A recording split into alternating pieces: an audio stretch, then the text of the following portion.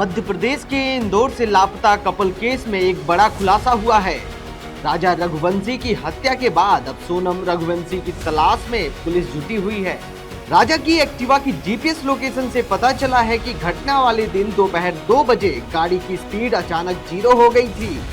यहीं से पूरे मामले का शक गहराता है। राजा का अंतिम संस्कार इंदौर में हो चुका है, लेकिन सोनम का अब तक कोई सुराग नहीं है। सोनम के पिता ने घर के बाहर उल्टी फोटो लगाकर बेटी की सलामती की प्रार्थना की है। पुलिस की टीमें शिलांग में सर्च ऑपरेशन चला रही हैं।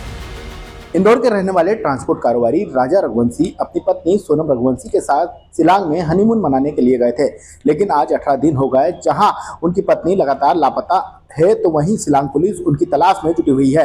तो वहीं पिछले दिनों राजा की एक बॉडी मिली है जिसमें हत्या कर उसे ठिकाने लगा दिया गया था।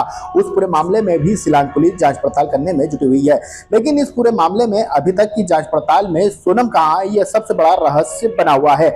ना ही शिलांग पुलिस इस पूरे मामले में जांच कर रही है, ना ही परिजनों के द्वारा किसी तरह से लगातार शिलांग पुलिस से मांग की जा रही है कि पूरे मामले की विस्तृत और सीबीआई से जांच करवाई जाए। लेकिन मेघालय सरकार इस पूरे मामले में एसआईटी गठित करी है और एक के बाद एक कई तरह के सवाल गहराते जा रहे हैं। वहीं इस पूरे मामले में आज एक सीसीटीवी फुटेज सामने आया है जिसमें दंपत्ति एक एक्टिवा पर सवार होते हुए नजर आ रही है और एक्टिवा एक होटल के बाहर से नजर आ रही है। फिलहाल एक के बाद एक जिस तरह से इसमें 2 सीसीटीवी अभी तक सामने आ चुके हैं, लेकिन सबसे बड़ा सवाल अभी सोनम कहाँ है इस पर ही बना हुआ है। तो वहीं शिलांग पुलिस भी लगातार जांच पड़ताल करने की बात कर रहे हैं। तो वहीं आज दंपत्ति के घर पर प्रदेश कांग्रेस के अध्यक्ष जीतू पटवारी भी पहुंचे और उन्होंने भी मध्य प्रदेश के मुख्यमंत्री सहित अन्य लोगों से जिस तरह से इस पूरे मामले की मॉनिटरिंग चल रही है उस पर प्रसन्नता जाहिर करते हुए उन्होंने भी यह मांग की है कि इस पूरे मामले की सीबीआई से जांच करवानी चाहिए, क्योंकि जिस तरह से परिजनों के द्वारा आशंका व्यक्त की जा रही है कि उनके जो भाई हैं राजा उनकी हत्या कर उनकी पत्नी जो सोनम है उसको शायद संभवतः बांग्लादेश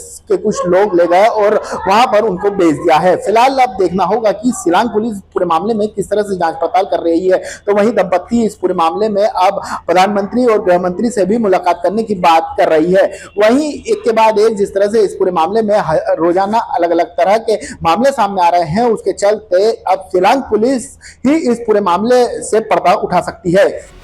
फिलहाल पुलिस हर एंगल से जांच में जुटी है। सोनम की सलामती की दुआ की जा रही है, लेकिन सवाल अब भी बना है, आखिर सोनम कहां है और इस वारदात के पीछे कौन लोग हैं? जवाब की तलाश अभी जारी है। फिलहाल बने रहिए नवभारत के साथ।